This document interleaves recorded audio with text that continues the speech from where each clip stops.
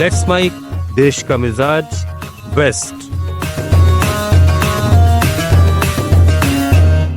Mic देश का मिजाज में खबरें पश्चिम भारत से। आरएसएस और बीजेपी को लेकर शिवसेना उद्धव के नेता संजय राउत ने कहा कि आरएसएस और बीजेपी भाई की तरह हैं। अगर आरएसएस चाहे तो वो बीजेपी को सबक सिखा सकता है। बीजेपी की ताकत आरएसएस कार्यकर्ताओं के प्रयासों की वजह से ही है। उद्धव ठाकरे गुट के नेता संजय राउत ने महाराष्ट्र सरकार पर निशाना साधते हुए कहा कि इसने पैसे, धमकियों, ईडी, सीबीआई और चुनाव आयोग का इस्तेमाल करके शिवसेना और एनसीपी को विभाजित किया है। महाराष्ट्र प्रदेश कांग्रेस में आगामी बीएमसी चुनाव को लेकर रणनीति पर मतभेद सामने आने लगे हैं। राज्य के पूर्व मुख्यमंत्री पृथ्वीराज चव्हाण ने बयान जारी किया है और कहा कि पार्टी के भीतर ये बहुत मजबूत राय है कि कांग्रेस को ये चुनाव अकेले लड़ना चाहिए। उनका ये बयान कांग्रेस के महाराष्ट्र प्रभारी रमेश चेन्नीथला की उस टिप्पणी के एक दिन बाद आया है जिसमें उन्होंने कहा था कि पार्टी 7 जुलाई को तय करेगी कि एमवीए गठबंधन के साथ चुनाव लड़ा जाए या नहीं।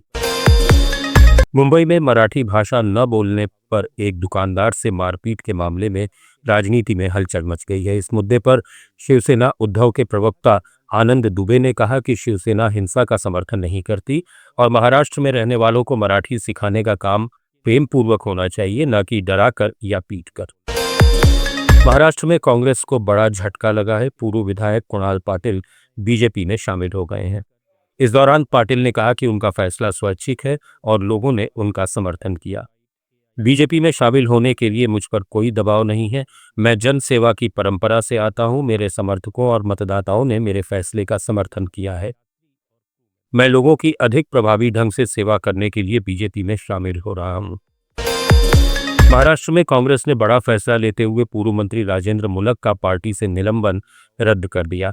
इसके बाद मुलक फिर से कांग्रेस में शामिल हुए। इस दौरान पार्टी ने कहा कि दिल्ली में कांग्रेस अध्यक्ष मल्लिकार्जुन खड़गे और महाराष्ट्र कांग्रेस प्रभारी रमेश चेन्नीथला की उपस्थिति में कांग्रेस के वरिष्ठ नेता और पूर्व मंत्री राजेंद्र मुलक का निलंबन आज औपचारिक रूप से वापस लिया गया है।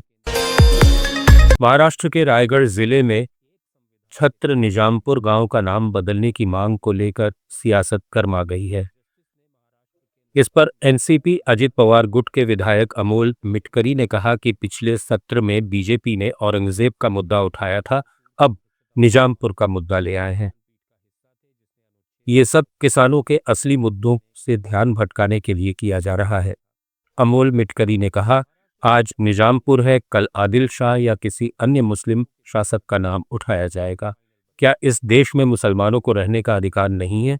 मुसलमान और क्रिश्चियन समाज को गाली देना हमारी पार्टी की विचारधारा नहीं है। महाराष्ट्र के पूर्व मंत्री रविंद्र चव्हाण को सर्वसम्मति से राज्य बीजेपी का अध्यक्ष चुना गया। स्थानीय निकाय चुनाव से पहले ये नियुक्ति बहुत अहम मानी जा रही है।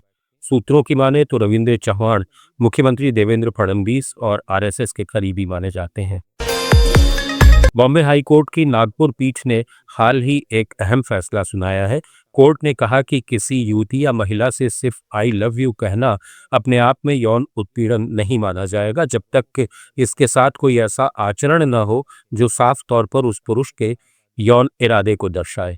ये टिप्पणी कोर्ट ने 2015 के एक मामले में की। दरअसल एक 35 वर्षीय व्यक्ति पर एक किशोरी से छेड़छाड़ का आरोप था, लेकिन सबूतों के अभाव में कोर्ट ने उसे बरी कर दिया। साथ ही कोर्ट ने साफ कहा कि आई लव यू कहना महज भावनाओं की अभिव्यक्ति है और इसे सीधे तौर पर यौन इरादे से जोड़कर नहीं देखा जा सकता।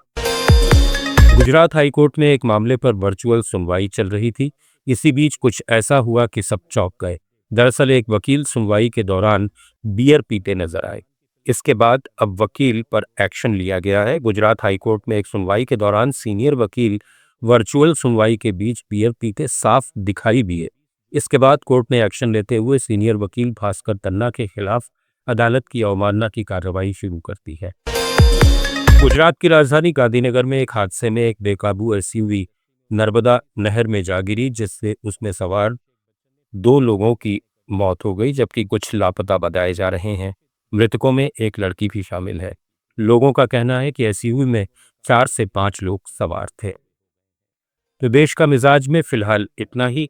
बने रहिए लेट्स माइक के साथ।